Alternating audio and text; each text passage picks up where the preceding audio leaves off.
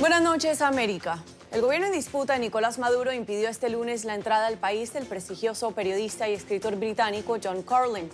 Carlin viajó a Caracas para hacer presencia en una conferencia titulada Mandela y el Camino a la Paz, invitado por el Instituto de Transiciones Integrales. Carlin estaba supuesto también a reunirse con expertos y funcionarios de ambos gobiernos, entre estos el mismo canciller Jorge Arraza. Es reconocido por cubrir el fin del apartheid. Esto es conocido como el sistema político y social desarrollado en la República de Sudáfrica, basado en la segregación o separación de la población por motivos raciales o étnicos, y también cubrió el comienzo de la transición en Sudáfrica. Según el Sindicato Nacional de Trabajadores de la Prensa de Venezuela, Carlin fue declarado inadmitido y deportado horas más tarde desde el aeropuerto de Maiquetía. Pero hasta el momento, funcionarios del régimen de Nicolás Maduro no se han pronunciado sobre la deportación del periodista. ¿Por qué ha decidido Nicolás Maduro prohibirle la entrada a Carlin? ¿Qué mensaje le está enviando el régimen a los venezolanos y a la comunidad internacional? Pues pareciera que lo que quiere decirles es: no estamos dispuestos a transar. Aquí no hay un camino común que transitar y esas acciones dejan mucho que pensar. Son las 8 en Bogotá, Lima y Quito, las 9 en la costa este de Estados Unidos y las 10 en Buenos Aires y Santiago de Chile. Les saluda Emiliana Molina hoy en sustitución de Gustavo Alegret y esto es Cuestión de Poder. Bienvenidos. Victory is winning for our country. Hoy comienza un cambio de régimen político. Desde nuestros estudios en Washington, la opinión, el análisis y las voces que nos ayudan a comprender nuestro mundo. Es cuestión de querer, es cuestión de poder. Comenzamos. Una nueva encuesta del Washington Post muestra que el 58% de los estadounidenses apoyan una investigación en contra de Donald Trump con la finalidad de un juicio político. Un 49% apoya la destitución del Ejecutivo y un 6% está en contra. Al inicio de estas encuestas, solo un 37% estaban a favor de la gestión de la Cámara de Representantes, que recordemos inició en las últimas 2 semanas, cuando se conocieron detalles de la llamada entre el mandatario estadounidense Donald Trump y su homólogo ucraniano, donde el Ejecutivo le pedía a este investigar a Joe Biden, su posible rival político para las elecciones presidenciales del 2020. ¿Y a quién no le gustaría un apartamento en las ciudades más lujosas del mundo? Pero para lograrlo, los profesionales deben trabajar unos cuantos años, pues las burbujas inmobiliarias hacen de esta misión casi un imposible. Los precios han superado los ingresos, lo cual podrían convertirse en una amenaza eventualmente para las mismas ciudades. Hong Kong, por ejemplo, supera todos los precios. Usted debe trabajar más de 20 años para conseguir una propiedad ahí, asumiendo que su salario está por encima del promedio. Le sigue París, donde debe trabajar más de 15 años para lograrlo. Después Londres, Singapur, Nueva York, donde debe trabajar más de 10 años. Le sigue Tokio y, por último, Tel Aviv. Colombia continúa la lucha por cerrar un capítulo de violencia donde 170 municipios intentan seguir una hoja de ruta por el cambio. La guerra contra las FARC dejó a territorios azotados por la pobreza, las economías ilegales, el abandono del Estado, falta de acceso a la justicia y mucho más, según nos cuenta Emilio José Archila. Él es consejero presidencial para la estabilización y la consolidación del posconflicto, quien está en Washington actualmente liderando conversaciones con funcionarios estadounidenses para lograr transformar así las condiciones de vida de más de 6.6 millones de personas que habitan estos territorios en Colombia. Vamos a pasar de inmediato con Emilio José Archila, consejero presidencial para la estabilización y la consolidación del postconflicto. Consejero, buenas noches y bienvenido. Gracias por acompañarnos. Cuéntenos cómo avanzan las reuniones aquí en Washington, en especial la reunión con USAID. Bueno, la reunión con USAID fue una reunión muy estimulante. Tuvimos oportunidad de explicar en detalle la planeación que estamos haciendo para estabilizar los 170 municipios más afectados por la violencia y la pobreza en Colombia. Estos son municipios para los cuales se reunieron en 16 zonas. Cada una de esas zonas tiene un plan de desarrollo con enfoque territorial.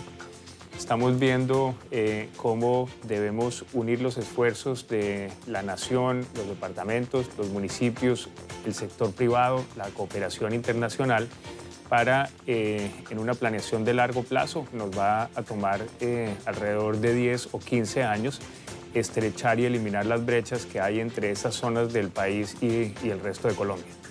Son alrededor de 11.000 excombatientes y de ellos el 98% ya se encuentran en el sector financiero. Pero entonces, ¿cómo avanza la reintegración de estos excombatientes actualmente? Bueno, de la misma manera que estamos haciendo para los 170 municipios que mencionaba, en el caso de los combatientes, el presidente Duque ha sido muy enfático en que debemos acompañar su proceso de reincorporación con toda la fortaleza del gobierno y durante todo el tiempo que sea necesario para lograr que den ese paso de la ilegalidad a la legalidad. Hemos obtenido en este año unos muy buenos resultados. Tal como usted lo menciona, más del 98% de ellos están ya bancarizados, más del 90% están en el sistema de salud colombiano, más del 90% de ellos están en sistemas de pensiones. Tenemos que las empresas, los emprendimientos con los cuales los apoyamos, cuando llegamos al gobierno había 2 de los colectivos, es decir, en los que hay alrededor de unos 15 o 20 excombatientes. Hoy en día tenemos 37, tenemos más de 30 con la comunidad internacional. De los que son individuales tenemos más de 450 y de los que ellos denominan autogestionados más de 200. El gobierno colombiano es consciente de que esta decisión de lograr la paz en Colombia necesita del aporte de todos y en este caso no solamente los apoyamos en la manera económica, estamos trabajando con ellos para reunir sus familias, estamos muy decididos a que puedan seguir participando en política. Tenemos, después de que ya están en el Congreso, están en el Senado y la Cámara, estamos acompañando al partido político FARC con protección para que puedan participar activamente en las elecciones municipales y departamentales que vienen ahora a finales de octubre. Consejero, ¿y qué impacto tuvo el video de aquellos reincidentes de las FARC, como por ejemplo Iván Márquez, que se fugaron y regresaron a las armas? En el video aparecen personas que realmente nunca o casi nunca estuvieron dentro del proceso. El Paisa, Romaña se habían retirado hace muchísimo tiempo. Iván Márquez había sacado un video parecido a este hace por lo menos 8 meses. Santrich lo que estaba era narcotraficando desde el comienzo. Luego son un grupo de personas que lo que hicieron fue poner de manifiesto que nunca estuvieron sinceramente en el proceso. Yo he estado reuniéndome con los excombatientes. Hay unos que están llevando su proceso colectivamente. Esos son 24 puntos en la geografía colombiana. De esos me he reunido con los líderes y con los directivos y con las personas de por lo menos 4 de esos. En todos los sitios me han manifestado que ellos ven a estos del video como traidores al proceso, que no los representan, que no tienen eco.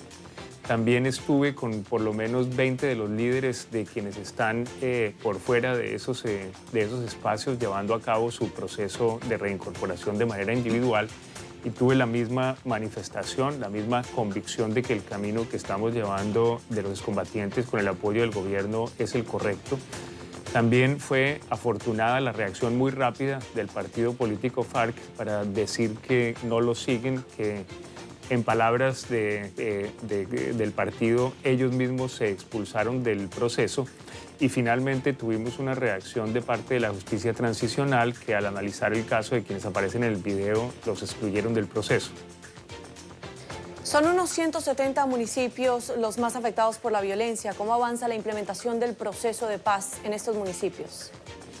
En los 170 municipios tenemos una planeación que es una planeación social de largo plazo. Ahí son más o menos 6,5 millones de colombianos. Participaron en la identificación de esas necesidades más de 220.000 personas de manera directa. Ahora que tenemos las necesidades, hemos incluido en el Plan Nacional de Desarrollo de Colombia una hoja de ruta. Va a ser un instrumento legal que vincula a la nación, vincula a los departamentos, vincula a los municipios, invita al sector privado a que participe con nosotros. Y además de tener las hojas de ruta para esas 16 zonas que agrupan los 170 municipios, hemos empezado a ejecutar de parte de los presupuestos que administra la consejería donde yo trabajo. En este solo año ya tenemos más de $300 millones invirtiéndose en cumplir con esas expectativas. hemos entregado en un solo año más de 500 de las obras que la comunidad nos ha pedido. Consejero, ¿y cuál cree usted que han sido los mayores obstáculos en toda esta implementación del proceso de paz? Bueno, la parte, digamos, más retadora de este proceso es superar las divisiones políticas. Digamos, por razones que no es el momento de discutir, Colombia quedó en algún momento en una situación chistosa en que parecía que había amigos y enemigos de la paz. El presidente Duque ha sido absolutamente enfático en que en Colombia no existe nadie distinto de los crápulas que se están yendo del proceso. Nadie es enemigo de la paz. Todos queremos que este proceso salga adelante. En una de las universidades más prestigiosas de Colombia, la semana pasada en el externado hicimos un foro alrededor de la hoja de ruta para los municipios que mencionaba.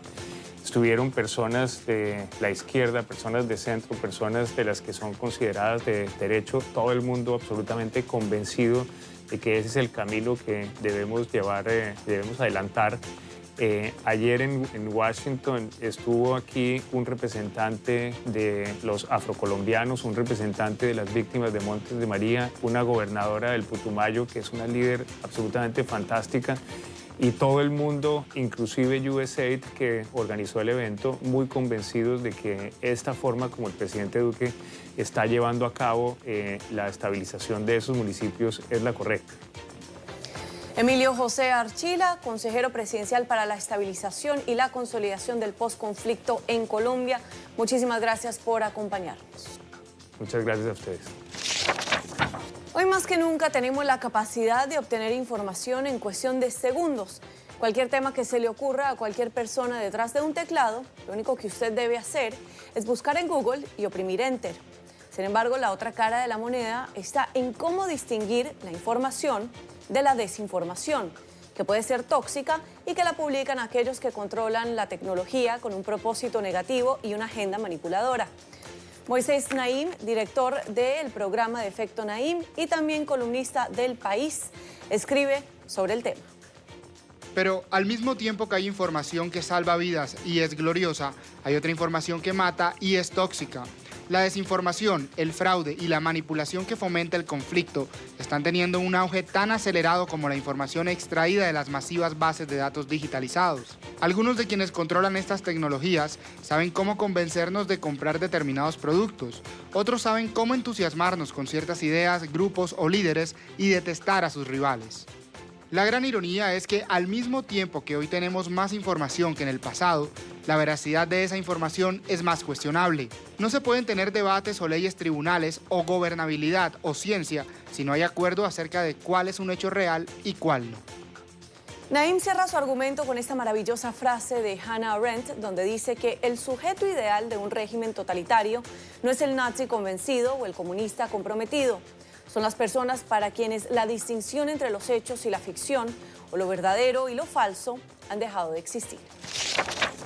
Este fin de semana estaban presentes en el partido de los Dallas Cowboys contra los Green Bay Packers, sentados y muertos de la risa, la comediante liberal gay Ellen DeGeneres y el expresidente conservador George Bush, quien se opuso al matrimonio gay durante su mandato. Ambos fueron fotografiados y esto se convirtió en caos en las redes sociales, pues Ellen DeGeneres fue fuertemente criticada por estar compartiendo con el expresidente conservador. Sin embargo, Ellen respondió a estas críticas diciendo que sí, en efecto, es amiga de Bush y reitera que es amiga de muchas personas que no comparten sus puntos de vista o su misma opinión. Asegura que el simple hecho de tener una opinión diferente que los demás no significa que no puedan ser amigos. Y reitera que su lema de Be Kind o sea amable aplica para todos y no simplemente para aquellas personas que comparten nuestras opiniones. Con esta noticia en positivo vamos a una pausa y ya regresamos con más de Cuestión de Poder. Muchísimas gracias por continuar con nosotros aquí en esta edición de Cuestión de Poder. Vamos a tocar varios temas en América Latina, el tema de Perú, Ecuador y también elecciones en la región, pues se avecinan elecciones en países como Argentina, Paraguay y también Bolivia. Pero vamos a empezar primero con Perú. Y es que este país atraviesa una crisis política y la más aguda de los últimos 30 años. De hecho, ya van 3 presidentes en los últimos 3 años y casi todos los expresidentes en los últimos 20 años pues están bajo investigación por casos de corrupción, por recibir fondos o dinero de la empresa Odebrecht. Para hablar de este tema y analizarlo nos acompaña Carlos Indacochea. Él es analista político, sociólogo y también fue profesor de la Universidad de George Washington. Bienvenido, Carlos. Gracias, encantado de estar aquí. Bueno, Carlos, vamos a iniciar entonces desde el principio. ¿Cómo llegamos a esta crisis en Perú? Bueno, básicamente lo que ocurre es que se elige a un presidente de un partido y por muy poca distancia pierde la candidata opositora, pero su partido gana mayoría en el Congreso. En rigor, este es un problema de diseño, porque ganan mayoría en el Congreso con solo el 26% del voto emitido. Entonces, no es que tengan un gran apoyo, como dijeron siempre, no tienen un cierto apoyo, pero por razones de diseño del sistema electoral alcanzan esta mayoría. Y entonces muestran un propósito totalmente cerril de impedir que Pedro Pablo Kuczynski o quien lo sucediera tuviera alguna acción de gobierno exitosa, porque pensaban que estos 5 años eran la preparación para que ellos ganaran y se hicieran de la presidencia con Keiko Fujimori. Por supuesto que no ha sido así, forzaron la salida de Pedro Pablo Kuczynski, que tiene sus propias culpas, y se hace del cargo el presidente Vizcarra.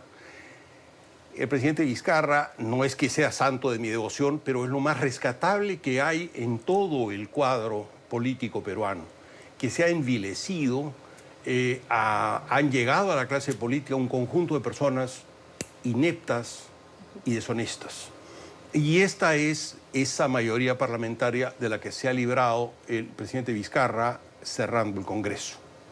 Una gran discusión sobre si es legal o no es legal. Y por supuesto tenemos equipos de abogados en ambos lados diciendo esto es inconstitucional o no, qué sé yo. Se olvidan que las leyes son para los ciudadanos y los ciudadanos también podemos leer las leyes. El que inventó esta posibilidad de cerrar un Congreso unicameral fue Fujimori, después de hacerlo ilegalmente, porque la constitución bajo la que se eligió Fujimori no le permitía hacerlo, pero lo hizo y se constituyó en dictador. En este otro caso, el presidente Vizcarra ha cumplido con los requisitos que la Constitución demanda para cerrar el Congreso, es decir, la negación de 2 cuestiones de confianza. Se dice que esta segunda no fue una cuestión de confianza porque fue tácita, es decir, el presidente presenta una ley y presenta un gabinete como cuestión de confianza, el Congreso decide no discutir el asunto y pasar a elegir al Tribunal Constitucional de acuerdo a la ley anterior. Precisamente la ley que presentaba el presidente modificaba esos términos. Esto en los hechos es negar la cuestión de confianza. Si el Congreso tuviera la facultad de ignorar las cuestiones de confianza, se quedan 20 años más. O sea, ¿cuál es el problema? ¿No? Claro. Con toda seguridad, el presidente Vizcarra ha actuado de acuerdo con la ley. Y no solo eso, sino que hay una convocatoria de elecciones al Parlamento y en 3 meses vamos a tener un Parlamento nuevo. No hay en absoluto una decisión de hacerse dictador ni nada por el estilo. Y los que dicen eso nos están contando el cuento, ¿no? Y entonces hay elecciones al Parlamento y también para el cargo del Ejecutivo, ¿o por ahora no para el cargo del Ejecutivo? Solo por el Parlamento hasta que termine el mandato del presidente Vizcarra, que es en julio de 2021. Lo que es muy interesante es que el presidente Vizcarra ya había presentado una propuesta de reforma constitucional para acortar el periodo tanto para el Legislativo como el Ejecutivo y que hubiera elecciones en 2020. Y esto ni siquiera se tomaron la molestia de rechazarlo, lo encarpetaron. Claro. Simplemente decidieron no discutirlo y todos querían quedarse hasta el 2021. Muchos de ellos haciendo cálculos sobre los ingresos que esto supone para un parlamentario y qué sé yo, porque muchos de ellos se compraron el escaño aportando ilegalmente sumas a la campaña de Keiko Fujimori. Y una de ellas además tuvo el descaro de decirlo en el momento de la clausura que cerraron el Congreso. Dijo, yo estoy aquí con mi plata. Entonces, wow. es de un grado absurdo tal que ojalá tengamos un mejor Parlamento. aunque por supuesto el problema de fondo es mayor. No tenemos organizaciones políticas viables, no tenemos imaginación del futuro o imaginaciones del futuro que compitan, que es la manera como se hace política en democracia, ¿no?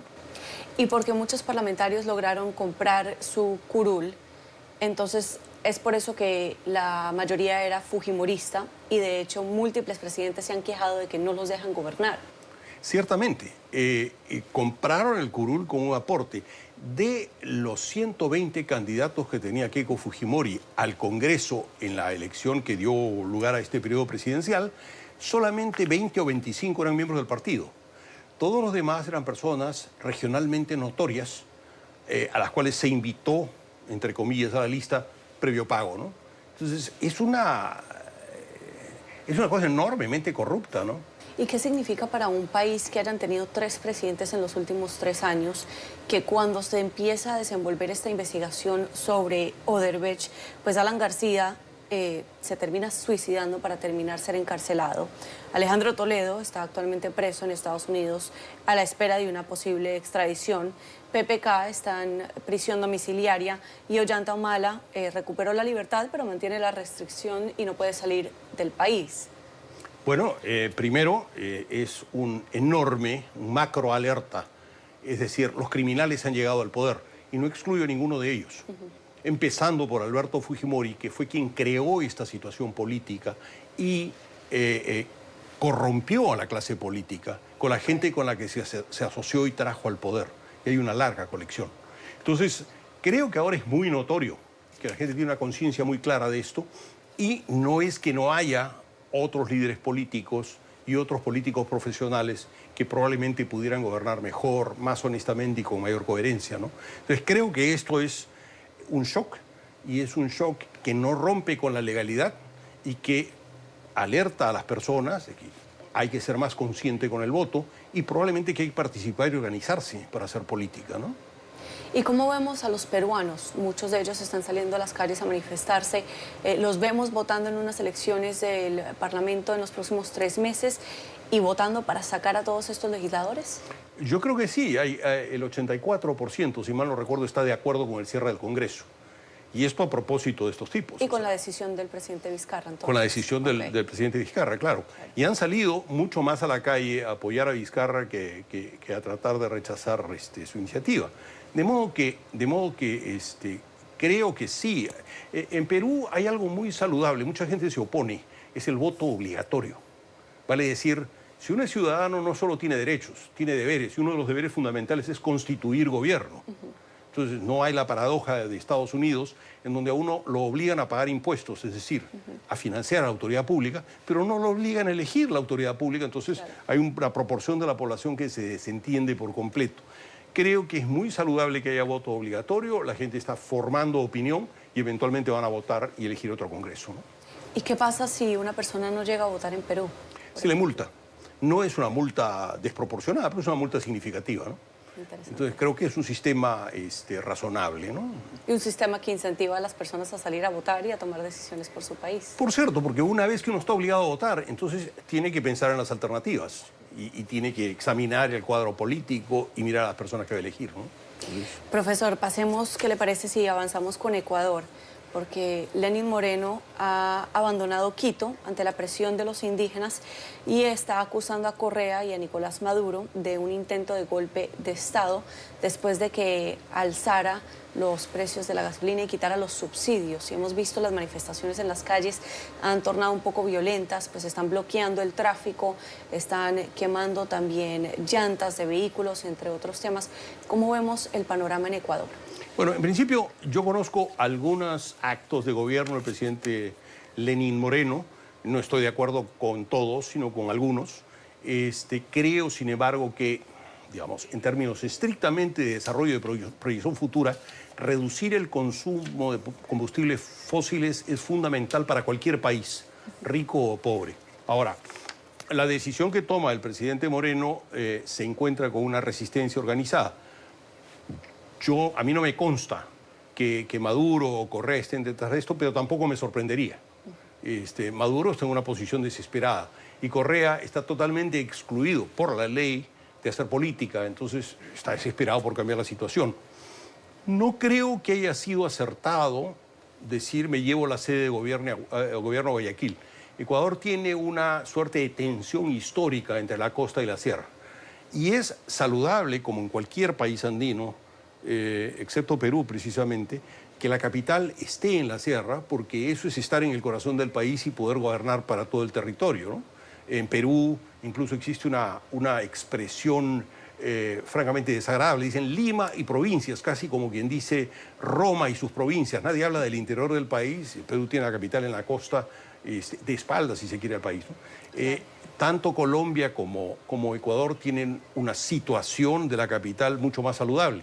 Y creo que es un error realmente trasladar la sede de gobierno a Guayaquil, porque esto es una provocación y suscita mayor tensión, ¿no? Profesor, y ahora para finalizar, un panorama de las elecciones que se avecinan en Latinoamérica, Argentina, Paraguay, Bolivia. ¿Qué podemos esperar y qué impacto podrían tener estas en el resto de la región del hemisferio occidental? Creo que la más interesante ahí es la de Argentina, porque nos devuelve a esa famosa pasión argentina que es el peronismo, ¿no? Aparentemente el peronismo va a ganar. Va a ganar con un candidato más moderado que la gobernante anterior, que probablemente tiene una idea mejor de la ortodoxia económica. Pero ciertamente el intento de hacer gobierno al margen del peronismo, tanto en las dictaduras militares históricas como en los gobiernos recientes, fracasa. La ventaja con el peronismo es que quiere decir cualquier cosa. Uno le puede dar el contenido que quiera. Basta decir que uno es peronista, Menem o Kirchner, que son enteramente distintos y que han tenido trayectorias totalmente distintas, para ser un candidato viable. Entonces, ¿acaso asistamos ahora a una reconservatización del peronismo en el sentido económico, aunque un reforzamiento del sistema democrático, ¿no? Ahora, en cuanto a Bolivia, la cosa es más complicada. Evo Morales tiene casi 14 años en el poder. Y aunque se lo mire desde fuera con antipatía, ha tenido un conjunto de aciertos que han dado estabilidad al país, que le garantizan un cierto apoyo.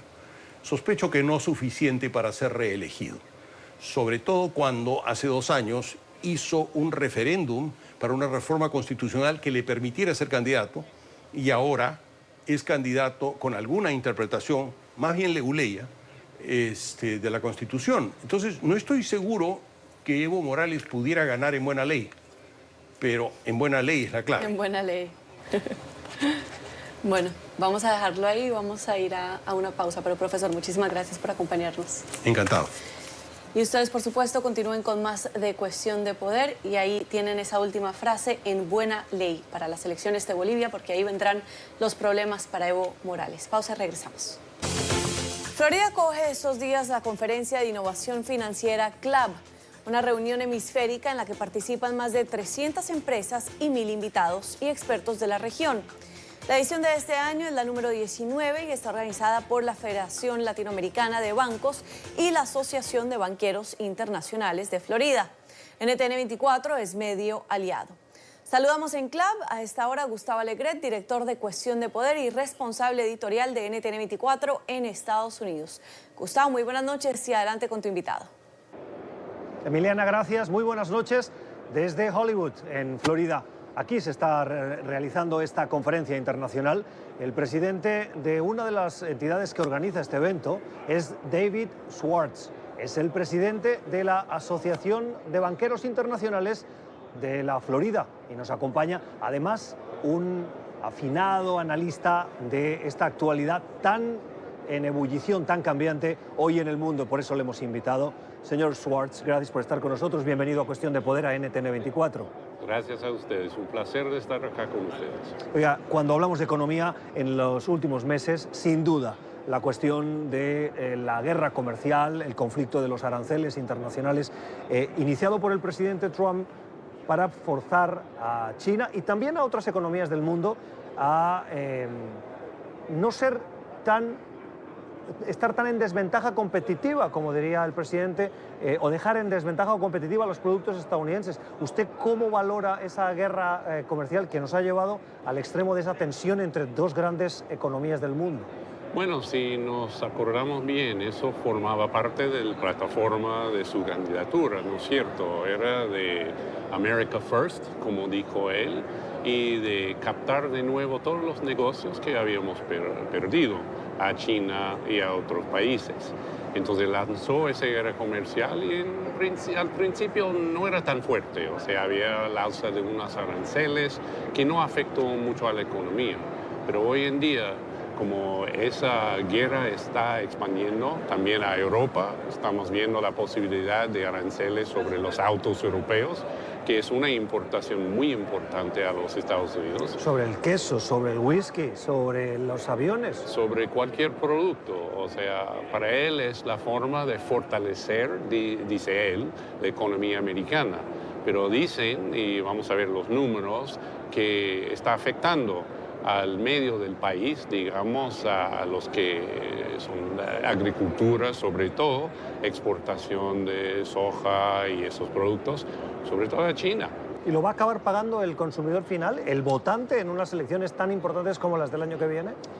Puede ser, o sea, es algo que siempre tratan de controlar durante una campaña electoral.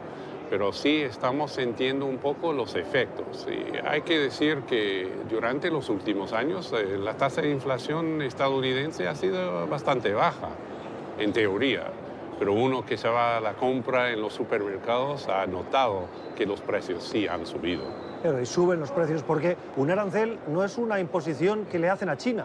Es una imposición a un producto que viene de China y entra en Estados Unidos, por lo tanto, es un poquito más caro. Veíamos esta mañana, cuando preparábamos nuestra conversación con usted, que hay productos en el comercio estadounidense con China que ya han caído bruscamente, y eso hace que los estadounidenses, cuando quieren esos productos, ya no tienen ese producto tan barato que podía venir de un mercado como el chino y lo tienen que buscar en un mercado estadounidense. En ese sentido, Trump tiene razón, porque se está potenciando el producto estadounidense, ¿o no?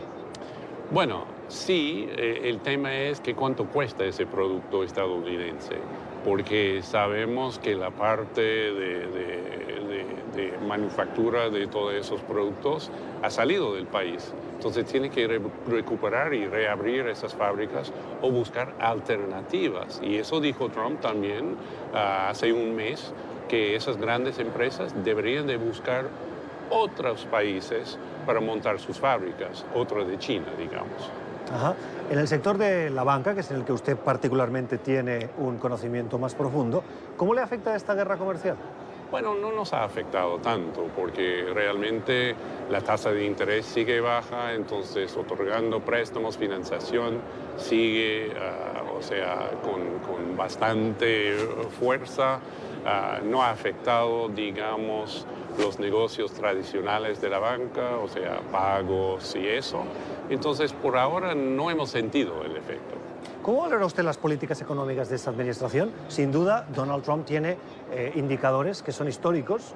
Un desempleo que no veíamos desde los años 50-60 en Estados Unidos, que no solo afecta a la clase media blanca, también a los afroamericanos, también a los latinos. Eso es un elemento que él lo tiene en su haber, particularmente viendo un ciclo preelectoral. Sin duda, pero mencionaste un punto muy bien ahí, ciclo, porque la economía siempre va en ciclos. Entonces, ¿cuándo empezó ese ciclo? ¿Empezó ahora cuando Trump entró, o sea, unos 3 años atrás, o empezó antes? O sea, siempre es difícil de puntualizar exactamente dónde empezó esa recuperación. ¿Tiene razón el presidente en el pulso que mantiene con otras economías? Mencionábamos China, pero también tiene un conflicto con la Unión Europea, por ejemplo. Lo mantuvo con México, el principal país como relación comercial con Estados Unidos, junto con Canadá. ¿Ese pulso que mantiene tiene razón de ser? Bueno, digamos con China es bastante complicado, porque ahí importamos casi todo directamente desde China y tenemos un balance comercial tan negativo que en este respecto sí tiene razón, porque no se puede mantener un balance comercial tan negativo, porque eso debería en teoría afectar a la tasa de interés y también a la inflación.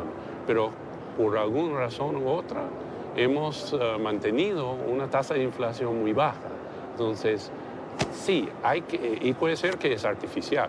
Entonces sí, con China es importante. Con los demás países, o sea, México, Canadá, eso me parece que era un poco más político, pero en teoría tiene todo resuelto, pero estamos en espera que el Congreso actúe, porque ahí tenemos un acuerdo que no ha sido ratificado. Esta es una conferencia internacional de banqueros que tiene su eje central en las cuestiones de tecnología. Y cuando hablamos de conflicto con China, particularmente, esta administración ha sido muy enfática. Dicen, China roba la propiedad intelectual de empresas estadounidenses. Ustedes son uno de los sectores que está apostando por inteligencia artificial, por investigación, por ofrecer mejores servicios de una manera más rápida y más segura a sus clientes. Cuando el presidente habla de robo de propiedad intelectual, ¿a qué se está refiriendo? Bueno, y regresamos al tema de guerra comercial, y es un poco por eso tenemos la guerra comercial, porque él ha señalado directamente la empresa de Huawei, que ha dicho globalmente esa empresa trabaja por el gobierno chino y sí, está robando la tecnología en varios países. Y ¿qué quiere decir eso? ¿Qué quiere decir robar la tecnología en varios países? bueno, es que donde se inicia, digamos, el lanzamiento de toda esa innovación, normalmente eso sale acá, de los Estados Unidos. Somos los productores, digamos, de innovación, sobre todo en el área de tecnología. O sea, creamos soluciones basadas en tecnología que no tiene nadie más y que solucionan problemas. Y Así vienen es. los chinos y roban esa idea, la hacen suya, y entonces nosotros, como estadounidenses, podemos quedar en una situación de desventaja porque nos han robado la idea. ¿Es eso, más o menos? Más o menos es eso, más o menos es eso. Y después hemos visto esas brechas que han recibido supuestos ataques que vinieron directamente de China en varias empresas de tecnología, otras empresas grandes, para robar sus ideas, para robar las ideas de los productos de la innovación y utilizarlo por sí mismo y después vender los productos a un precio más barato. Entonces sí, eso tiene su impacto en la economía americana y por eso hay la lucha en contra de ese robo de tecnología. Y ayúdeme a poner un ejemplo. Ustedes son sector bancario. Seguro que me atrevería a decir que el 99,9% de los que nos están viendo ahora tienen una cuenta bancaria. ¿Qué puede haber robado China a esa industria que pueda afectar a esos ciudadanos que tienen su banco y piensan, no, mi platica está ahí bien segura, pero ese banco ha sido expuesto en su robo de sus ideas por parte de China?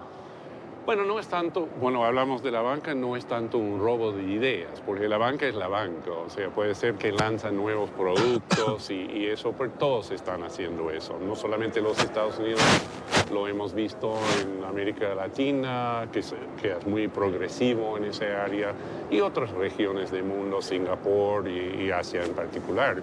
Entonces, en la banca no es tanto eso, es más un robo de información, un robo de data, un robo de identidades de esa gente para utilizarlo en otra forma que puede ser criminal. Porque no necesariamente es el gobierno chino involucrado en todo eso, hay otra gente también, Corea del Norte, por ejemplo, que han dicho que está financiando todos sus programas a través de ese robo de información y robo de identidad. Y aquí es importante también nosotros que hagamos la salvedad. Cuando decimos China, no nos referimos a todos los ciudadanos de ese país, nos referimos a los que realizan ese tipo de actividades. La salvedad para ser precisos.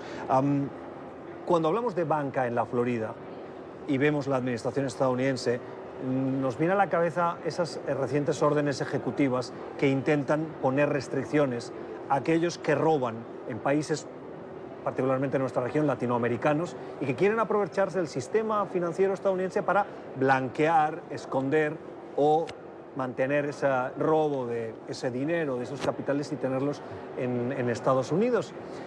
Le pregunto por dos cosas. Uno, ¿cómo hace la banca para contribuir a que haya más transparencia y evitar que esos maleantes se aprovechen de este sistema que ofrece garantías a los ciudadanos? Sí, es cierto que ese sistema de combate del lavado de dinero se ha convertido también en un combate contra la corrupción en los países de la región, no solamente América Latina, pero también el Caribe. Entonces la banca tiene que tener mayor conocimiento de su clientela, tiene que hacer más transparencia en todas sus operaciones, pero a veces es difícil. porque ya sabemos los problemas que trajo o dio luz el tema de Mossack y Fonseca con las empresas offshore. Esos son los papeles de Panamá que se hicieron públicos por investigaciones periodísticas y que dejaron al descubierto una serie de actividades en Panamá como paraíso fiscal. Sí, bueno, era la formación de empresas sin saber exactamente quién era el beneficiario último, el dueño último de esas empresas.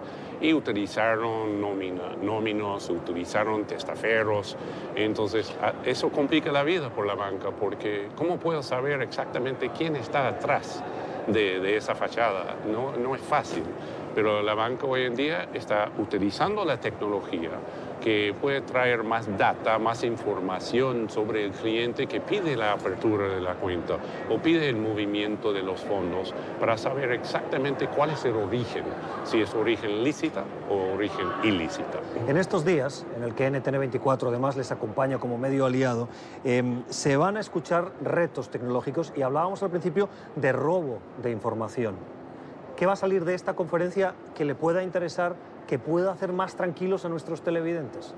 Bueno, pueden saber que los bancos están muy involucrados en el tema de ciberseguridad y robo de identidad y protección de la data, de los datos de los clientes.